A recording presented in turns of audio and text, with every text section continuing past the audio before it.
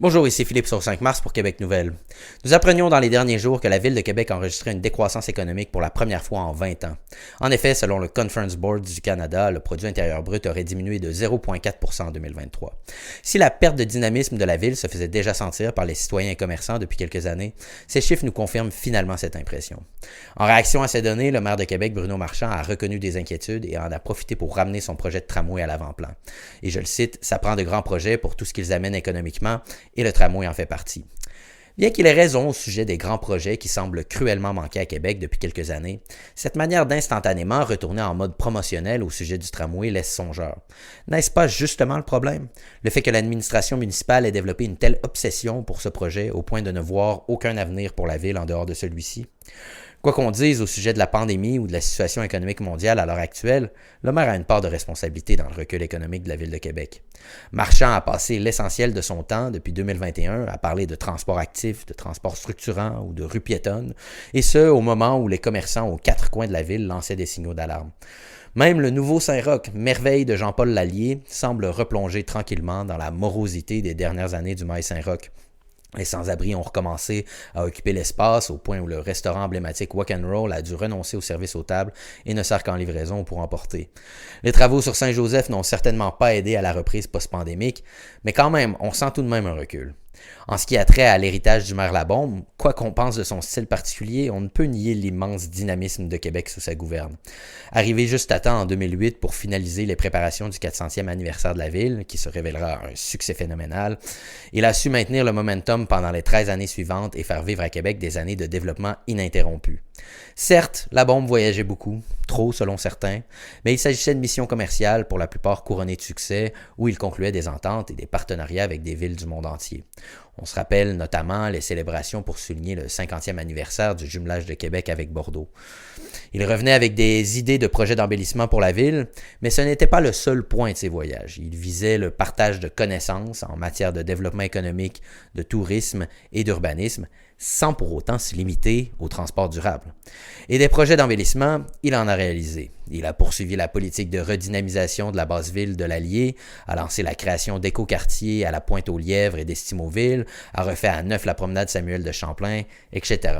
Et des grands projets, il en a réalisé. Bien que les résultats soient mitigés, on lui doit le centre Vidéotron, l'anneau de glace de Sainte-Foy. Sous sa gouverne, la ville accueille des événements d'envergure internationale comme le Red Bull Crash Test où une descente de glace dans le petit Champlain donnait lieu à des courses en patin vertigineuses. Le Festival d'été de Québec passera d'un festival mineur à un incontournable pour les artistes du monde entier. Le maire travaillera aussi d'arrache-pied pour accueillir les Jeux olympiques. Encore une fois, si tous ces projets n'ont pas abouti, on ne peut nier que Labombe aimait beaucoup sa ville et travaillait dur pour la faire rayonner à l'international. Mais les dernières années du règne de Labombe sont marquées par la montée des débats autour du transport à Québec, qui se cristalliseront autour du troisième lien et du tramway. Après avoir hésité entre un service rapide par bus, Labombe optera finalement pour le tramway. Il faut se le rappeler, le tramway n'est pas le projet de Marchand, mais celui de Labombe. On disait même le tramway à la bombe à l'époque pour le railler. Mais désormais, Bruno Marchand semble avoir pris ce projet à bras-le-corps au point où il est devenu l'axe principal de sa politique municipale.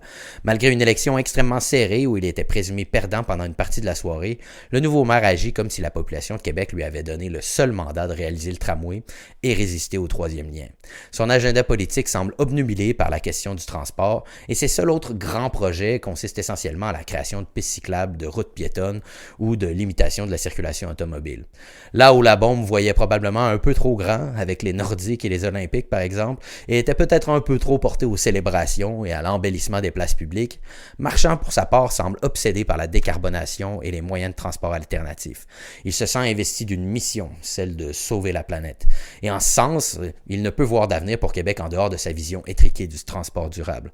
Il parcourt le monde pour aller regarder des pistes cyclables et s'étonner que des villes médiévales, construites à une époque où la majorité des gens se déplaçaient à pied, puissent aussi bien fonctionner en bannissant les voitures. C'est notre maire en espadrille, l'apôtre du transport actif qui sied mieux sur un vélo que dans une séance de conseil. Et désormais, Québec est devenu la ville d'un seul projet, celui du tramway. Et tout ce qu'on voit, ce sont des blâmes portés au gouvernement caquiste dont les représentants ne seraient pas de bons partenaires pour la région de Québec et serait la cause de l'abandon des grands projets ces dernières années. Certes, le gouvernement a sa part de responsabilité, mais il faut quand même se demander comment le prédécesseur de Marchand a réussi à tenir tête et à mener à bien ses projets face à 4 premiers ministres différents. On a senti que le gouvernement du Québec n'était pas avec vous dans tout ça. À une autre époque, puis je me souviens de l'époque Régis Labaume, quand il annonçait qu'il allait faire un tramway, il avait le hockey en arrière de Philippe Couillard qui disait « Vas-y, Régis ». C'est une responsabilité partagée et le style du nouveau maire y est peut-être pour quelque chose. C'est lui qui doit se battre pour sa ville au final.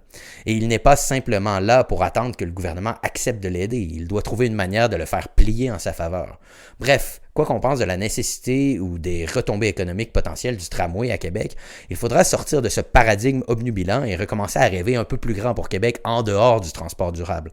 Il faut être capable de faire plusieurs choses à la fois et ne pas rendre le développement de la ville conditionnel à un seul projet.